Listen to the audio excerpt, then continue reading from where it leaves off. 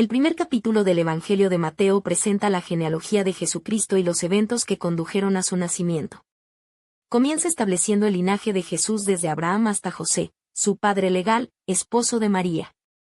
Luego, describe cómo María concibió por el Espíritu Santo y cómo José, después de enterarse del embarazo de María, decide no denunciarla públicamente. Pero un ángel se le aparece en un sueño y le revela que el niño que espera María es el Mesías, y debe llamarse Jesús, porque él salvará a su pueblo de sus pecados. Genealogía de Jesucristo. El capítulo comienza con la genealogía de Jesús, estableciendo su conexión con Abraham y el rey David, mostrando así que Jesús es el heredero de las promesas hechas a Israel. La genealogía se divide en 3 secciones de 14 generaciones cada una, desde Abraham hasta David, desde David hasta la deportación a Babilonia, y desde la deportación a Babilonia hasta Cristo. Nacimiento de Jesús. La segunda parte del capítulo describe el nacimiento de Jesús. María, comprometida con José, concibe por el Espíritu Santo. José, al enterarse de esto, decide secretamente romper el compromiso para proteger a María del oprobio público. El ángel se aparece a José, mientras José considera su decisión, un ángel del Señor se le aparece en un sueño. El ángel le dice a José que no tema recibir a María como su esposa, porque el niño en su vientre es del Espíritu Santo y debe llamarse Jesús, porque él salvará a su pueblo de sus pecados. José obedece. Al despertar, José hace lo que el ángel le ha ordenado y recibe a María como su esposa, sin tener relaciones conyugales con ella hasta que da a luz a Jesús. El capítulo 2 de Mateo narra los eventos que siguieron al nacimiento de Jesús, incluyendo la visita de los Reyes Magos, la reacción del rey Herodes, la huida a Egipto y el regreso a Nazaret. Visita de los Reyes Magos.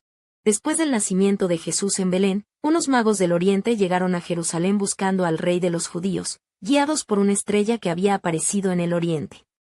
Los magos preguntaron, ¿dónde está el rey de los judíos que ha nacido? Porque su estrella hemos visto en el oriente, y venimos a adorarle. Reacción del rey Herodes. La llegada de los magos y su pregunta sobre el rey de los judíos alarmaron al rey Herodes y a toda Jerusalén. Herodes reunió a los principales sacerdotes y escribas para preguntarles dónde debía nacer el Cristo, y ellos respondieron que en Belén de Judea, citando la profecía de Miqueas. La adoración de los magos y sus ofrendas. Herodes envió a los magos a Belén con la instrucción de buscar diligentemente al niño y avisarle cuando lo encontraran, para que él también pudiera ir a adorarlo, aunque en realidad planeaba matarlo. Los magos encontraron a Jesús, se postraron y lo adoraron, ofreciéndole regalos de oro, incienso y mirra. Huida a Egipto. Después de la visita, los magos fueron advertidos en sueños de no regresar a Herodes, así que regresaron a su tierra por otro camino. Un ángel se apareció a José en un sueño y le advirtió que huyera a Egipto con Jesús y María, porque Herodes buscaría al niño para matarlo. El capítulo 3 de Mateo introduce el ministerio de Juan el Bautista y el bautismo de Jesús. Juan predica en el desierto de Judea, llamando al arrepentimiento y bautizando a la gente en el río Jordán como preparación para la llegada del Mesías. Predicación de Juan el Bautista.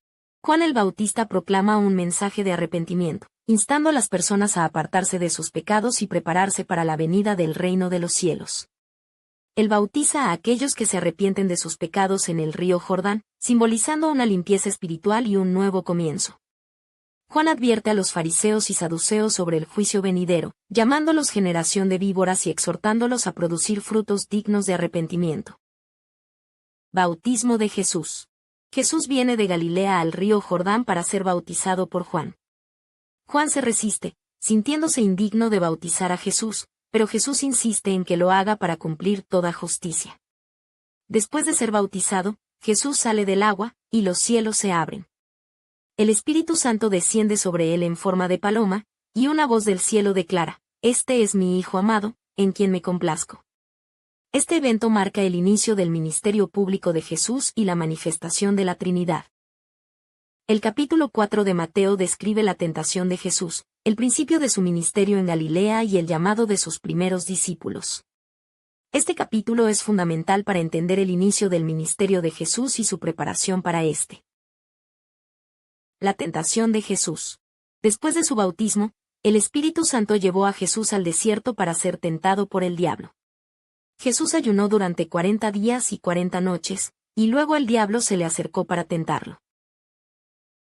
Primera tentación. El diablo tentó a Jesús para que convirtiera las piedras en pan y así satisfacer su hambre.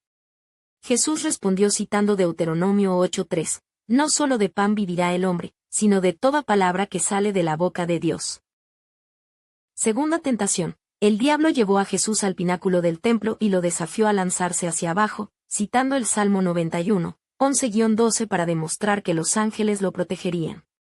Jesús respondió citando Deuteronomio 6:16, no tentarás al Señor tu Dios. Tercera tentación. El diablo llevó a Jesús a una montaña muy alta y le mostró todos los reinos del mundo y su gloria, ofreciéndole todo si se postraba y lo adoraba. Jesús respondió, vete, Satanás. Porque escrito está, al Señor tu Dios adorarás, y a Él solo servirás, Mateo 4:10. Tras resistir las tentaciones, el diablo lo dejó, y los ángeles vinieron a ministrarle. El principio del ministerio de Jesús en Galilea. Después del arresto de Juan el Bautista, Jesús regresó a Galilea y se estableció en Capernaum, junto al mar de Galilea. Mateo señala que esto cumplió la profecía de Isaías, Isaías 9:1-2, indicando que Jesús traería luz a la región de Galilea. Jesús comenzó a predicar, arrepentíos, porque el reino de los cielos se ha acercado. El capítulo 5 de Mateo presenta el comienzo del Sermón del Monte, donde Jesús expone principios fundamentales para sus seguidores. Este capítulo aborda temas como las bienaventuranzas, el cumplimiento de la ley, y la justicia superior que deben practicar los discípulos de Cristo. Las bienaventuranzas. Jesús comienza el capítulo con las bienaventuranzas, una serie de declaraciones que describen el carácter y las bendiciones de aquellos que pertenecen al reino de los cielos. Estas incluyen bienaventuranzas para los pobres en espíritu, los que lloran, los mansos, los que tienen hambre y sed de justicia, los misericordiosos, los de limpio corazón, los pacificadores y los perseguidos por causa de la justicia. Sal y luz del mundo. Jesús describe a sus discípulos como la sal de la tierra y la luz del mundo, indicando que deben influir positivamente en la sociedad y mostrar el camino a Dios a través de sus buenas obras. Jesús y la ley. Jesús aclara que no vino a abolir la ley y los profetas, sino a cumplirlos. Él profundiza en la interpretación de la ley, mostrando cómo la justicia del reino excede la de los escribas y fariseos. Las antítesis. En esta sección, Jesús presenta una serie de contrastes entre la interpretación tradicional de la ley y su propio entendimiento, comenzando con la frase oísteis que fue dicho, pero yo os digo. Algunos ejemplos incluyen: no matarás. Jesús extiende este mandamiento para incluir la ira y el insulto, requiriendo reconciliación con los hermanos. No cometerás adulterio. Jesús enseña que la lujuria en el corazón es también una forma de adulterio. No jurarás falsamente. Jesús insta a no jurar en absoluto, sino a ser personas de palabra. Ojo por ojo. Jesús llama a sus seguidores a no resistir al malvado, sino a ofrecer la otra mejilla y dar más de lo que se pide. El capítulo 6 de Mateo forma parte del Sermón del Monte, donde Jesús enfatiza la importancia de la motivación interna y la sinceridad en la práctica religiosa, más allá de las acciones externas. Actos de justicia. Jesús advierte contra la práctica de la justicia para ser visto por los demás, ya que la recompensa debe venir de Dios y no de la aprobación humana. La oración. Se instruye a orar en privado, en secreto, para evitar la hipocresía de orar en público para impresionar a otros. La oración debe ser dirigida a Dios en secreto, quien recompensará abiertamente. El ayuno. Jesús indica que el ayuno debe hacerse discretamente, sin buscar la atención de los demás, lavándose la cara y vistiéndose normalmente. El objetivo es ayunar para Dios, quien recompensará en secreto. Tesoro en el cielo. El capítulo insta a no acumular tesoros en la tierra, sino en el cielo, donde no se corrompen. Donde esté tu tesoro, allí estará también tu corazón. La luz del cuerpo. Se menciona que el ojo es la lámpara del cuerpo, y si el ojo es bueno, todo el cuerpo estará lleno de luz. Pero si el ojo es malo, todo el cuerpo estará en oscuridad. Dios y las riquezas. Jesús dice que nadie puede servir a dos señores, porque aborrecerá a uno y amará al otro, o se apegará a uno y menospreciará al otro. No se puede servir a Dios y a las riquezas. No os afanéis. El capítulo concluye con una exhortación a no preocuparse por la vida, que comer o que vestir, porque la vida es más que el alimento y el cuerpo más que el vestido. Se anima a confiar en que Dios proveerá, como lo hace con las aves y los lirios del campo, y a buscar primero el reino de Dios y su justicia. El capítulo 7 de Mateo concluye el Sermón del Monte de Jesús, enfatizando principios de conducta y juicio. Este capítulo contiene varias enseñanzas clave sobre el juicio, la oración y el discernimiento. No juzgar a los demás. Jesús insta a sus seguidores a no juzgar a los demás, advirtiendo que serán juzgados con la misma medida con la que midan a otros. En lugar de enfocarse en las faltas de los demás, uno debe examinarse a sí mismo y corregir sus propios defectos. La oración efectiva. Jesús anima a sus discípulos a pedir, buscar y llamar a Dios con la promesa de que recibirán, encontrarán y se les abrirá. Él asegura que Dios dará buenas dádivas a quienes se las pidan, superando la generosidad humana. La regla de oro. Este capítulo presenta la regla de oro, así que, todo lo que queráis que los hombres hagan con vosotros, así también haced vosotros con ellos. Jesús declara que esta regla resume la ley y los profetas, instando a sus seguidores a tratar a los demás como desean ser tratados. Las dos puertas y los falsos profetas. Jesús habla de dos puertas, una puerta estrecha que conduce a la vida y una puerta ancha que lleva a la destrucción. Advierte sobre los falsos profetas que parecen ovejas pero por dentro son lobos rapaces, identificables por sus frutos. Hacedores de la voluntad del Padre. No basta con llamar a Jesús Señor, Señor, sino que es esencial hacer la voluntad del Padre para entrar en el reino de los cielos. Jesús enfatiza la importancia de la obediencia y la práctica de las enseñanzas divinas. Los dos cimientos. Jesús concluye con la parábola de los dos constructores, uno que construye sobre la roca y otro sobre la arena. El que construye sobre la roca, representando la obediencia a las palabras de Jesús, permanece firme ante las pruebas, mientras que el que construye sobre la arena cae estrepitosamente. El capítulo 8 de Mateo narra una serie de milagros y enseñanzas de Jesús que demuestran su autoridad y compasión. Este capítulo destaca el poder de Jesús sobre la enfermedad, la naturaleza y los espíritus malignos, y también subraya la importancia de la fe y el discipulado. Curación de un leproso y del siervo de un centurión. El capítulo comienza con Jesús sanando a un leproso, mostrando su compasión y poder para purificar a los marginados.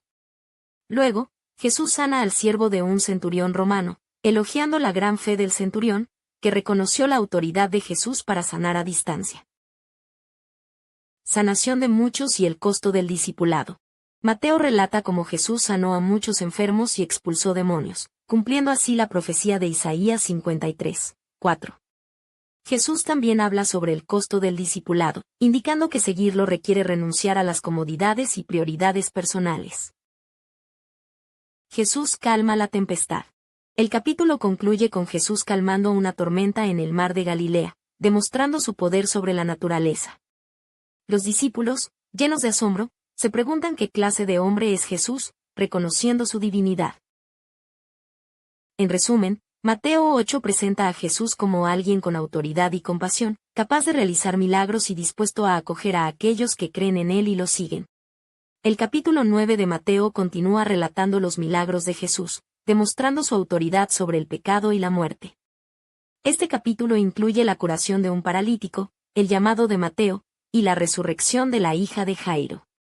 Los temas centrales del capítulo son el perdón, la fe y la misericordia. Curación de un paralítico.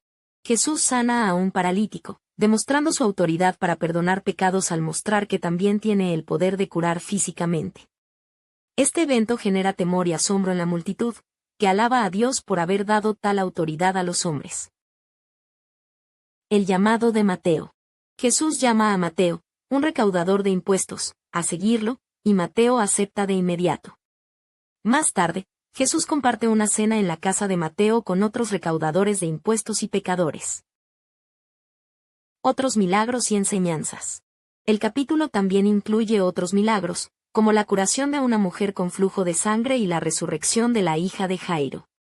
Además, Jesús responde a preguntas sobre el ayuno, explicando que sus discípulos no ayunan mientras él, el novio, está con ellos. Mateo 10 narra el envío de los 12 apóstoles por parte de Jesús, a quienes les dio autoridad sobre espíritus inmundos y enfermedades, instruyéndolos a predicar que el reino de los cielos está cerca y que deben depender del sustento que les provea el camino, no de sus propios bienes. Jesús advirtió a sus discípulos que enfrentarían persecución por su causa, les instó a ser prudentes como serpientes y sencillos como palomas, y les aseguró que el Espíritu Santo les daría las palabras necesarias al momento de testificar, enseñándoles a huir de ciudad en ciudad cuando fueran perseguidos.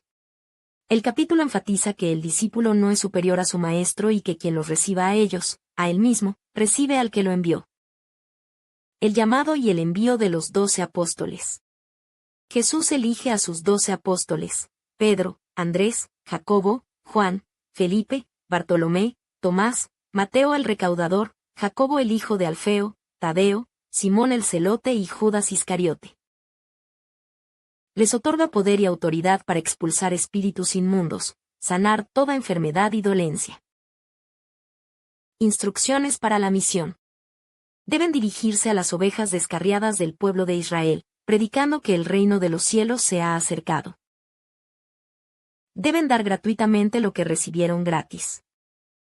Deben viajar con austeridad, sin llevar oro, plata ni cobre, ni bolsa para el camino, ni 2 mudas de ropa. Al llegar a un pueblo, deben buscar a alguien digno, hospedarse en su casa y darle paz al hogar. Advertencia sobre la persecución.